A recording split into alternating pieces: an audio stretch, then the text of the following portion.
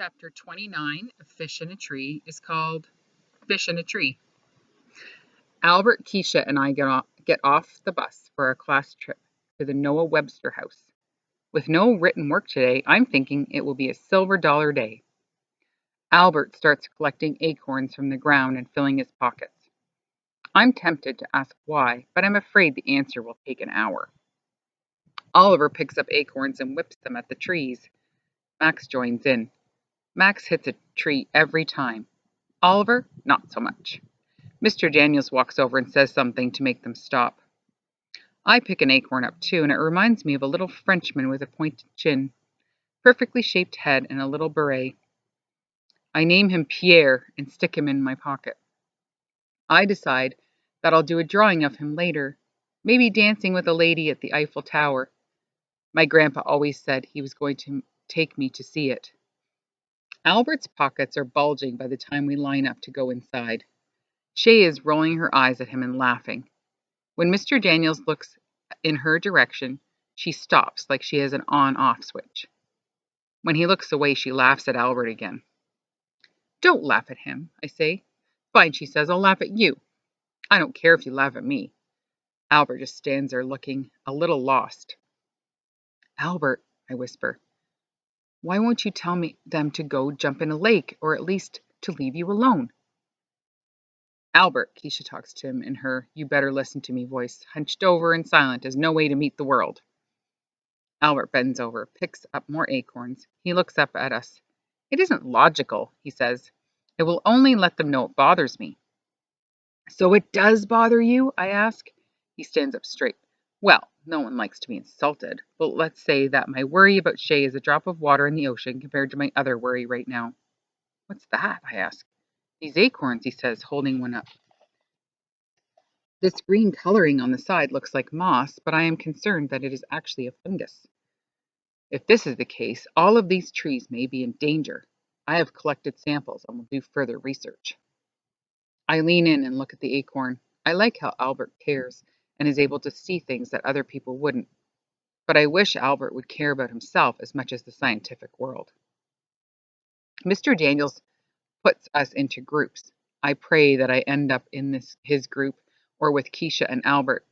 I get part of my wish and am in a group with Albert. Mr. Daniels is with a bunch of boys, including Oliver and Max. We get the drill about behaving, things being old and how we're not supposed to touch them. We break into our groups and head upstairs and into a bedroom. So, our guide says, straightening her bonnet, does anyone know where the term sleep tight comes from? Albert raises his hand and she calls on him with a smile. Albert points to the underside of the bed. Mattresses were held up with ropes, so they were off the floor and away from the bugs. When the mattresses would sag, they tightened the ropes, making the bed more comfortable. Hence the saying, sleep tight, don't let the bedbugs bite. Well, if anyone would know about bedbugs, he would, Shay whispers. Downstairs in the kitchen, the fireplace is big enough to stand in. The lady tells us that girls didn't go to school as much as boys, that they typically stayed home to learn how to take care of the house. My mind bites into that, and I can't stop thinking about it. No more school. Ever. I lean over. Albert, do you think that time travel is possible? He whispers. Albert Einstein had extensive theories on its possibilities, and I certainly wouldn't argue with him. Me neither, I say to him. How do you think I would look in one of those dresses and bonnets? He looks puzzled. Finally, we go to a colonial schoolroom and join the rest of our class. A lady talks about what a visionary Noah Webster was, to create the first American spellers and dictionaries. Before that, people used to just make up spellings. There were no right or wrongs to spell. Some visionary. This spelling stuff is all his fault, since he's the one who got it in his head that we all needed to spell the same way. I'm thinking Noah Webster was a scoundrel, and that they should have put him in jail for this. The lady tells us it took him 20 years to write the dictionary, and he also wrote the first school books and grammar books. I think he must have been tipped off his rocker, as my grandpa used to say. Students in colonial times didn't use paper and pencils like you do now. The lady holds up a little chalkboard in a wooden frame. They used slates like these and wrote their answers down to show their teacher. She passes out slates, which are fun to write on. I draw a picture of Pierre with his beret and wish I had some green chalk to add a little smudge in honor of Albert. The woman takes out a pointed white hat. Now, this is something teachers began to use in school towards the end of Noah Webster's life. It is called a dunce cap.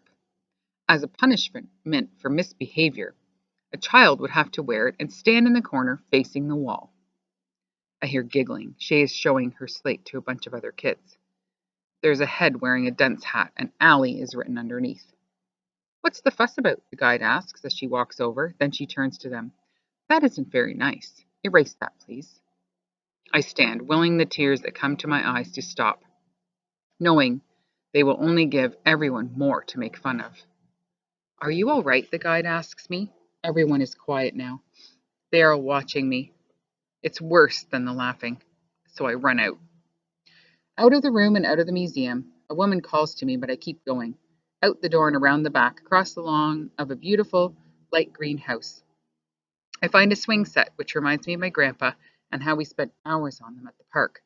I try to think about what he'd say now, and am sad that it's hard for me to remember his voice exactly. My hand slides down the chains as I sit on the seat, thinking of when I was little, when my world wasn't such a heavy place. I used to love to swing as high as I could, leaning back, reaching for a bright blue sky with my feet, and it made me feel like I could do anything, reach anything. I lean my cheek against the cold chain, feeling like I can't reach anything anymore. Then the tears come. And then, standing in front of me are feet.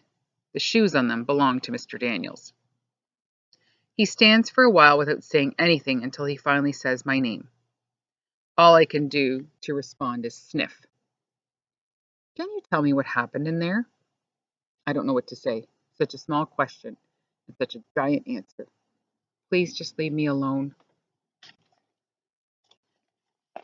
He takes a couple of steps away and stays quiet for a bit. Then he says, my brother and I used to love to write in the sand on the beach when my family would go to Maine. I don't answer him.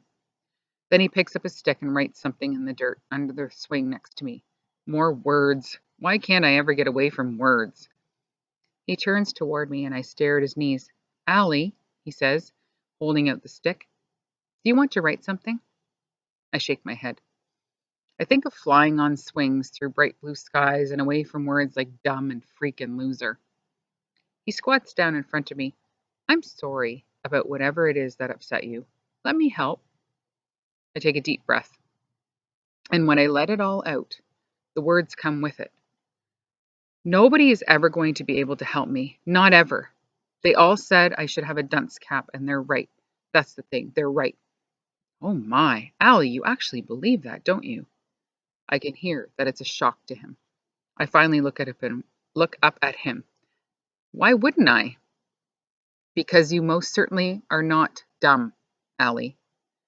You're just saying that. No, I'm not actually. For one, you are amazing on those bus driver math problems. You're one of the kids who gets the really harder ones correct. I look up into his face with the bright sun behind him and blurt out, but how come I can't read? It's the first time I've ever asked the question out loud. I guess because I am so desperate for an answer. Ah, Allie, he says, this thing that makes school hard for you, I think you might have something called dyslexia. And it means that, although it's hard for you to read, it doesn't mean you're dumb. He laughs a little. In fact, you, Allie Nickerson, are far from it. Your brain just figures things out differently than other people. I'm different, he's got that right. But no way am I smart, like he says. You don't understand. Yeah, Allie, I think I do, he leans in. And you know what? You're brave. I so want to be brave, but I'm not. Coming to school every day knowing what you're in for, knowing school will be hard and that other kids are going to razz you, and you still come every day and decide that you're going to try again. I stay quiet, just thinking about what he said, hoping he knows what he's talking about. And you know something else? In some ways, you're a lot smarter than the other kids. You can also do things they can't. For one, you're an amazing artist. Those drawings of yours, wow, Allie, you've got talent there. What do you think about that?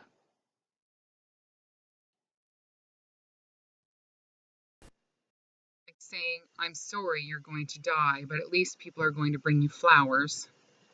He laughs really hard now. See that? Seriously, Allie, only smart people say things like that. His voice drops. It's going to be okay, kiddo. I have never hoped for something so much as this. You and I are going to figure this out together. As a matter of fact, I already spoke to Mrs. Silver and Miss Kessler, the reading consultant at school. I was already planning to call your mum and talk to you tomorrow. We're going to give you some tests. I deflate. Oh no, please no tests. Not the tests you're used to. You'll see. These are more like puzzles and games than tests, but the results will help us help you. I feel like I can look up for the first time. You are smart, Allie, and you are going to learn to read. A chill runs through my whole body. I don't have any choice but to believe him, because I can't go another day thinking things will be like this forever. I wipe the tears from my face with the back of my hand. He stands up and we start walking back. Mr. Daniels looks up at that bright blue sky and says, Now, don't be so hard on yourself, okay? You know, a wise person once said, everyone is smart in different ways, but if you judge a fish on its ability to climb a tree, it will spend its whole life thinking that it's stupid. I think hard about that. Could it be that simple? A mind movie flickers in my brain of an angry fish at the bottom of a tree, banging on the trunk with its fins and complaining that it can't climb it. I think of a turtle making a sandwich, a snake playing the violin, an elephant knitting, penguins playing basketball, an eagle scuba diving, but I mostly hope with every tiny bit of myself that Mr. Daniels is right about all of this.